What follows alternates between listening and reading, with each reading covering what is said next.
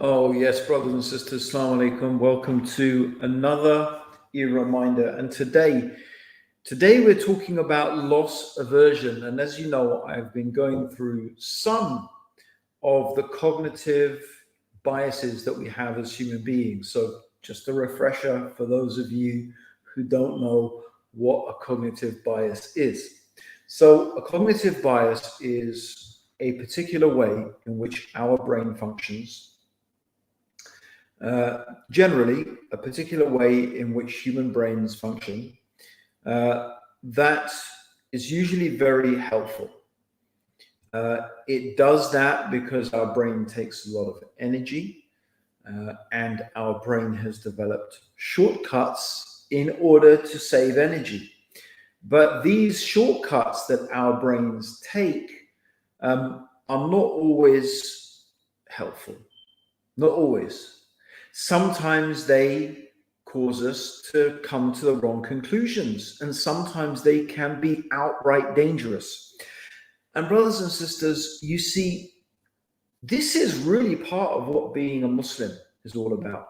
I don't think any one of you who actually takes the time to read the Book of Allah and read the Quran will fail to see the strong encouragement that Allah subhanahu wa ta'ala gives us to use our minds and to think.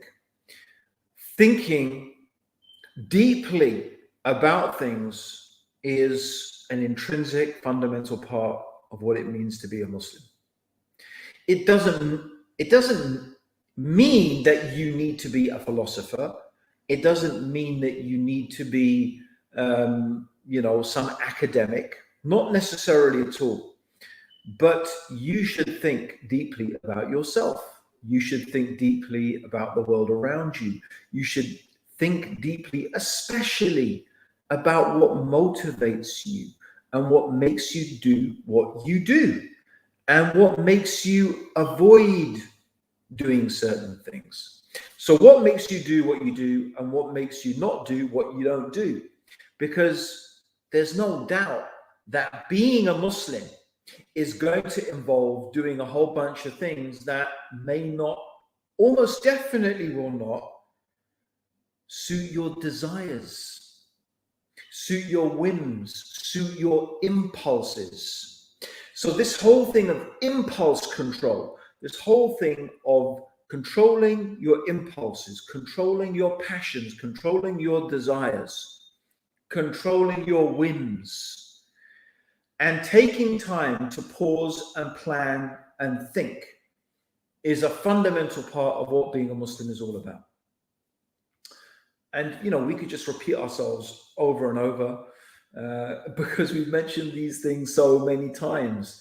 But I'm just telling you why I am spending time looking into these subjects. Now, I think that anybody who thinks deeply about what motivates them, and every Muslim has to do that, is in one way, shape, or form going to start figuring these things out. They're going to start realizing that, you know what, the way I react, the way my brain reacts, the way I react to things is not always helpful, and it's not always the way that things are. Now, today I'm talking about something, which is loss aversion, the aversion to loss, right? So this is my theme, okay? It means that, what does it mean, right? It means that our brains are programmed. And it's very interesting that this has been seen through brain scans. So they've actually seen it in the sense that certain parts of our brain light up during certain activities. And so one of the things that they tested to see what parts of our brain light up during certain activities is, how does our brain react to loss? And 3 different parts of our brain actually light up when it comes to loss, right? And one is the very, very, what they call it's like the base, the very, very primitive or what they think is the primitive part of our brain. But it reacts very simply to fear. It creates fear in us, the amalgama that creates that type of, fear and desire and so on and so forth. It's a very, very primitive, very, very sort of fight or flight response type thing. And actually that part of the brain activates when we experience, or when we feel we are going to experience some loss, and that makes us anxious. There's another part of our brain that is involved in not predicting, but measuring the outcome of things. And that also lights up when we are confronted with the possibility of loss.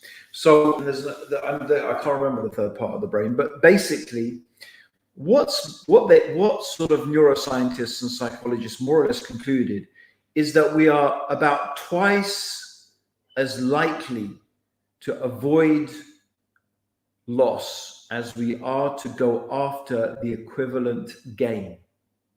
Yeah.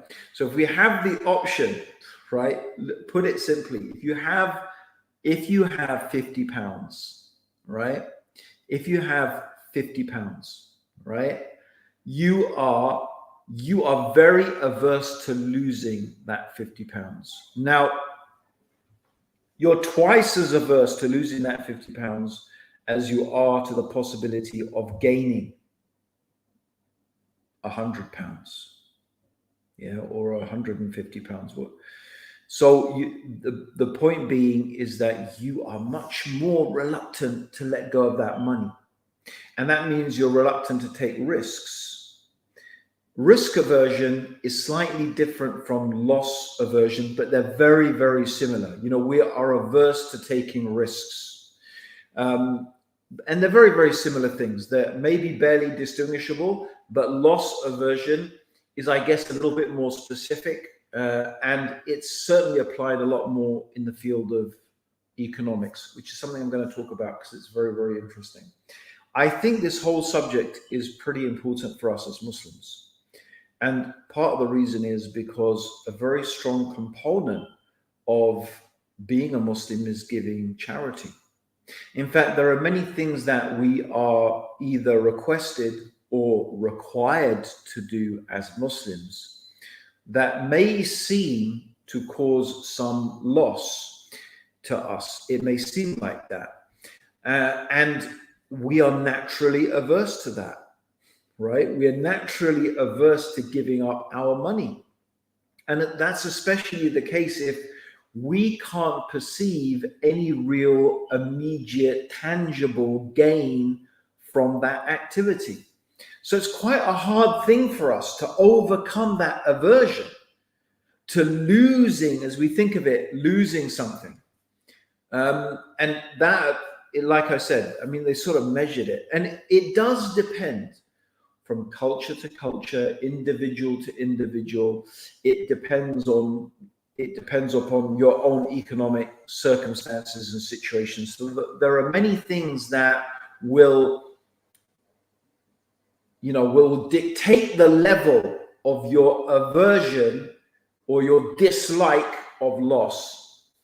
And by the way, we're not talking about, I think what's important to mention here is we're not talking about just loss without gain, right? We're talking about loss with the possibility of gain. This is what the subject of loss aversion is. Like, of course, everybody is going to be averse to losing something without getting anything back, right? I mean, that's obvious, isn't it? But no, what we're talking about here is something that is a little bit irrational, right? It's a little bit irrational. Like, why would you be averse to giving up 50 pounds if you know you're going to get 100 pounds back? But, we just don't feel, that we want to take that risk. And, it makes a lot of sense. On a very basic level, it makes a lot of sense. And the reason it makes a lot of sense, and this is something interesting that I've also thought about when I looked into this subject, something that it seems to me that the people who have talked about this particular cognitive bias have not factored this in. But I'm going to talk about the issue of barakah, right? But why does it make sense? The reason is because, look, in order to acquire something, some money or some object or some food or whatever it may be, we need to put energy into acquiring that thing. So energy goes into us. And it's very interesting, by the way, that the loss aversion is a lot less for things that you don't have an attachment to. So if, for example, if I just give you £100, your readiness to trade in that £100 with the hope and the expectation of getting, say, £150 is a lot less than if that's your own hard-earned money. Now, that's just obvious, right? But why? It's still just the same amount of money. Do you get the point? The point is, it's not exactly rational, because £100 is £100, right? Whether you worked for it or whether I gave it to you, that's still the same amount of money. It still has the same purchasing power in theory, right? It's still the same monetary value. So why would you treat that £100 differently depending on whether you worked for it or whether I gave it to you? But we do. Now, there is something I believe here called barakah, right? And barakah, as we know, is something in Islam we understand it's blessings from Allah. And the blessings from Allah, and this is something 100%, I don't think any psychologist, neuroscientist has factored this thing in. But barakah, when you work for something and you do it in a halal way, and you work for something with the sweat of your brow, that thing has barakah. Allah blesses it. Allah gives it some, it is able to achieve things that an equivalent amount of money that doesn't have barakah won't. Now, that can happen in many, many different ways. But even from a psychological basis, the effort that you've put into something makes you appreciate it more, makes you value it more. But there's something else to that as well.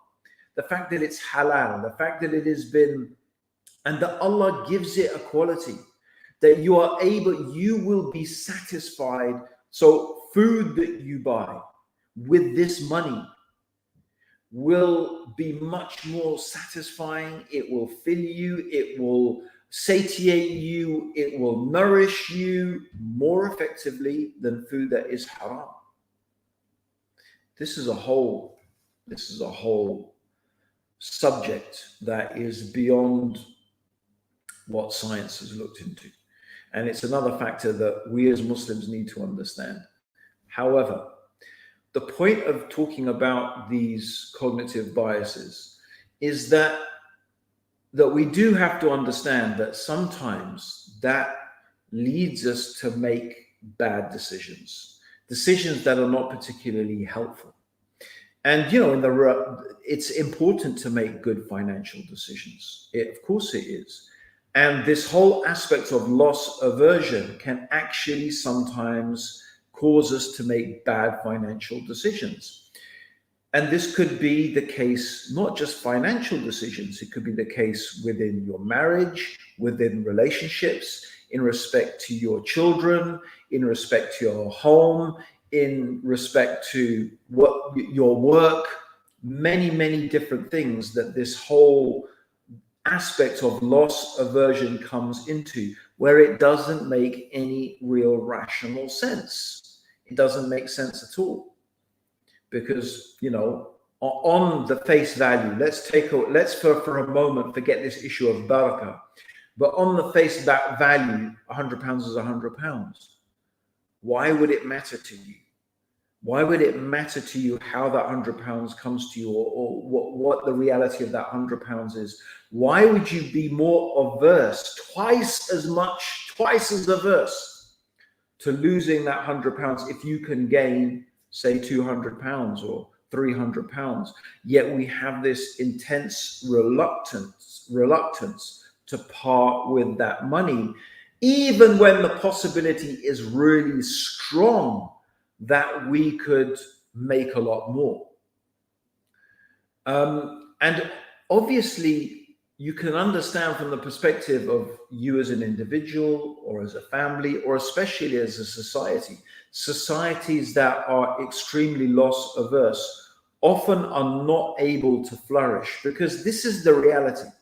The reality of success in a materialistic sense does depend upon taking certain risks. That's what we do. That's what business is all about, in a sense. Business is all about taking these calculated risks. So in order to be a good and effective business person, it is important for you to understand this dimension of loss aversion, that you are naturally averse to loss. But I think as well, from a spiritual aspect, because even when it comes to doing good deeds, you see, this is something that is very interesting. If there is a particular activity that you have been doing for a long time, that as you have become, say, habitualized to, say, for example, you regularly pray to Hajj, or I don't know, whatever, it doesn't matter. But, you know, there may be some good deed that you do regularly. Again, the whole issue of loss aversion may come in, because you may discover that there is something else that actually gives much more reward than that deed. So the reward of it is much greater. However, the reward is greater, but the effort that you need to put into it may be more. And the possibility of you suffering some sort of disturbance, some loss of your time, some loss of your money, some loss of your effort, your energy, is also more. And so unfortunately, these things don't help you to make the right decisions, even in terms of getting rewards from Allah subhanahu wa ta'ala. An intelligent person would understand, a rational person would understand, no, this is definitely worth the risk. So I'll give you an example. Here's a really good example. Let's look at the topic of da'wah. Let's look at the topic of inviting people who are not yet Muslim to Islam. Now, this is something where the possibility of you getting rewards is absolutely vast. Why? Because the Prophet ﷺ said that if just one person accepts Islam, if Allah guides just one person to Islam through you, it is better than all the red camels, or in another narration, it's better than the world and everything it contains. And the reason is because when if Allah guides a person to Islam through you, every time that person prays or fasts or gives charity, in fact, or does any good deed, reads Quran, any good deed, you will get the equivalent reward of that person doing that good deed. And that person doesn't lose their reward at all. You get the equivalent reward. So can you imagine, right? If Allah guides one person to Islam through you, then every good deed they do, it's like having someone just working there doing good deeds for you. But it's quite a lot of effort involved. If you think about the process that is involved in inviting someone to Islam, well, number one, you're going to have to at least spend a little bit of time understanding what is the right way to talk to someone about Islam. How can I invite them to Islam? Number two, you're going to have to invest time and energy into making sure that once they become Muslim, they are going to stay Muslim. Because what's the point if they just take Shahada and then they don't pray and they don't fast? From the point of view of you earning ajr and reward, if they don't continue as a Muslim, it's an almost futile exercise. It's not really going to benefit you, okay? And obviously, and you have to pluck up the courage to talk to someone or to hand them a leaflet or a booklet, or so there's many different things involved. So there is an investment that you need to make in order to get that return. But the investment is so small and the return is so great, you must be literally mad not to take advantage of it. But of course, many people won't. They would rather, get up in the middle of the night and pray tahajjud, which is great, which is fantastic. It's good that people do that.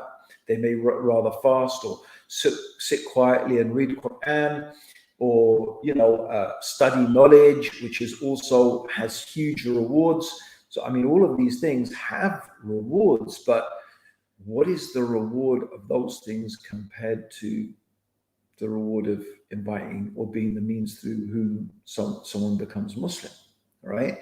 And I'm just giving you one example. You can think of many, many examples like that in Islam. But because we are loss averse, we like to keep doing the things that we've already done. We don't really feel that comfortable being challenged with the need to put new energy, new effort, new whatever it is, put more energy into studying something else, doing something else, learning the ropes of something else, even if the potential, and the more risk averse we are, the less likely we're going to be to do those things. But brothers and sisters, I'm sure you can begin to figure out that that's actually really problematic. Like, it might be fine if a few individuals are like that. But what if the whole ummah is like that? What if all the Muslims or most of the Muslims are like that? How will the civilization of Islam grow? How will the nation of Islam grow? How will we improve? How will we prosper? And I don't just mean materialistically, I mean spiritually, because you can see that these rules of cognitive dissonance, they apply just as much to our spiritual growth as they do to our materialistic life. Yeah. So one of the ways that we can help deal with this is by, first of all, understanding that we are loss averse. And one of the most obvious ways to deal with it is to think less about the loss and think more about the gain. Think less about what you're losing and think more about what is the potential of how your life could improve, both materialistically and spiritually, by you making that commitment, taking that risk. Because it is to do with, to some degree, risk. Yeah. So that's the first thing. You want to focus more on the gains and focus less on the loss. And another thing that you can do is just in your mind, go through the worst case scenario, right? Like, okay, even if I did lose this, or even if I did lose that, how bad would it really be?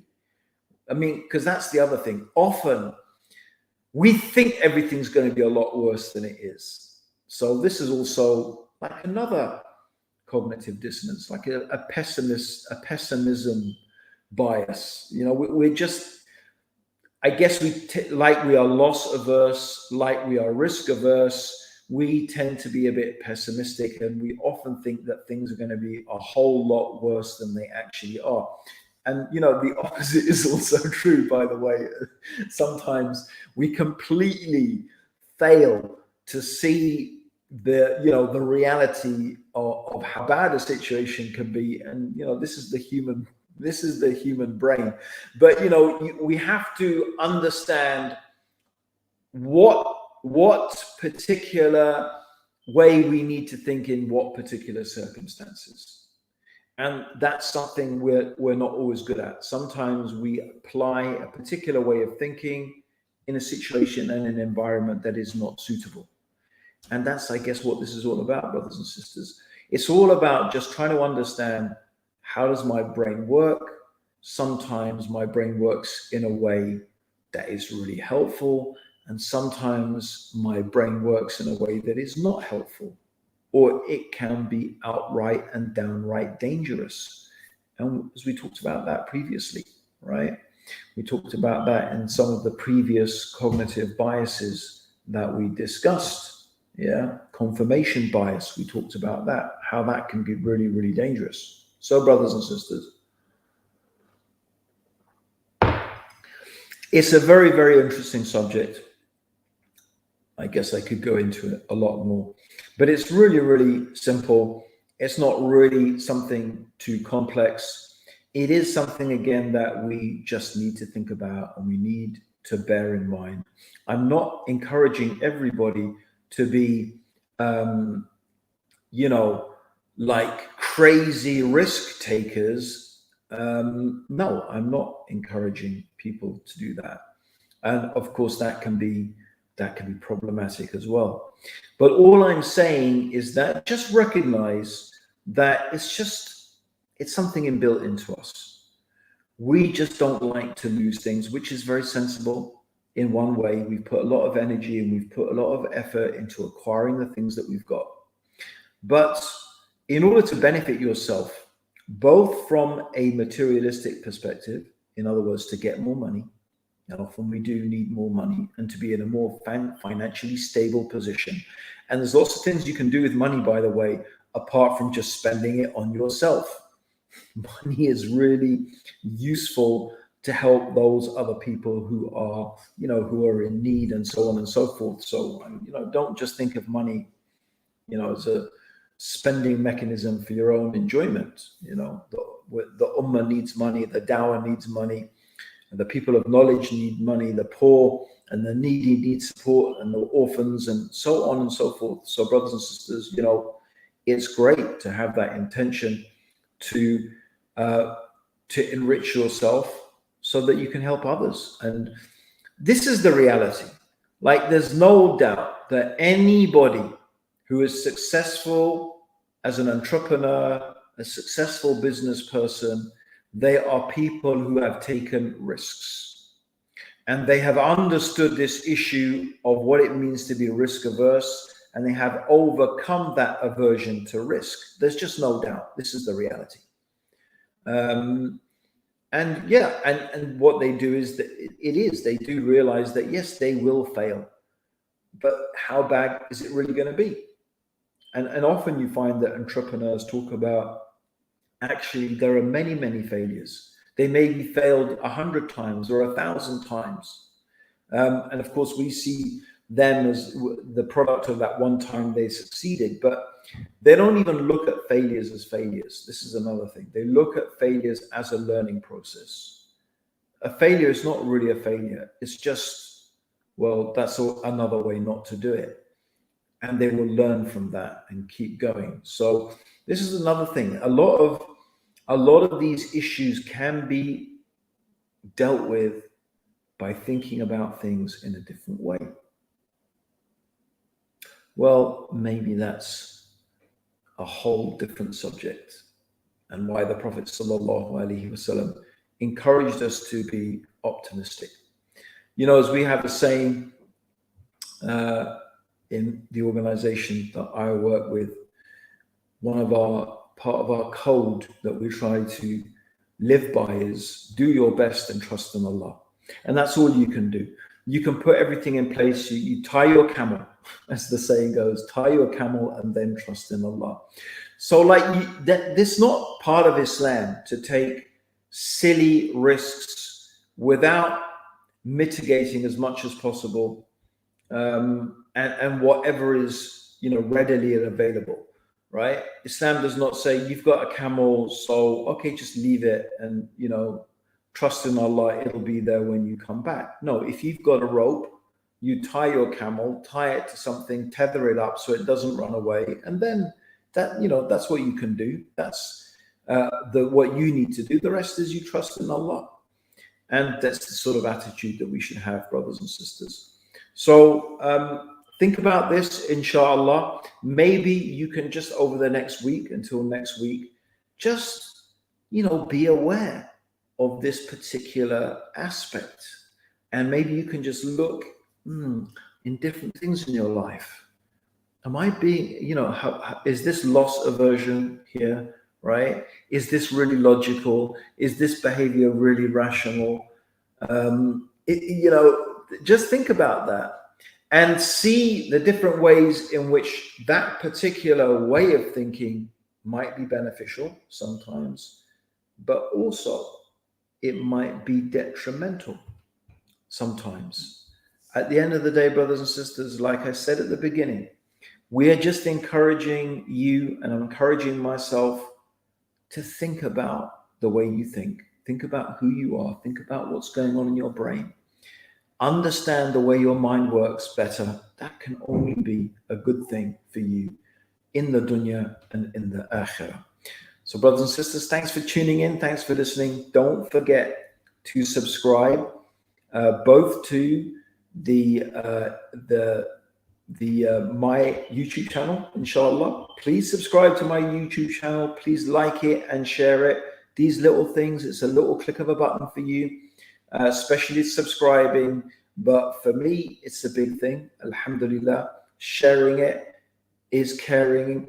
Who knows who might benefit from it.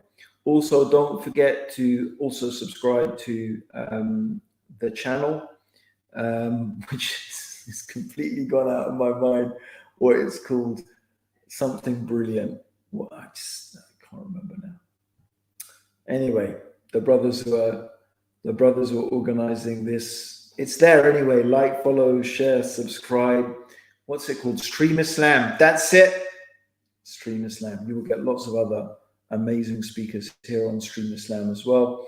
Until next time, brothers and sisters, thank you for joining me. May Allah bless you. May Allah bless your week. May Allah bless your efforts in the dunya, and may Allah give you success in the akhirah. Allahumma salli ala Muhammadin wa ala alihi wa sahbihi wa sallam. Jazakallah khair. Assalamu alaikum wa rahmatullahi wa barakatuh.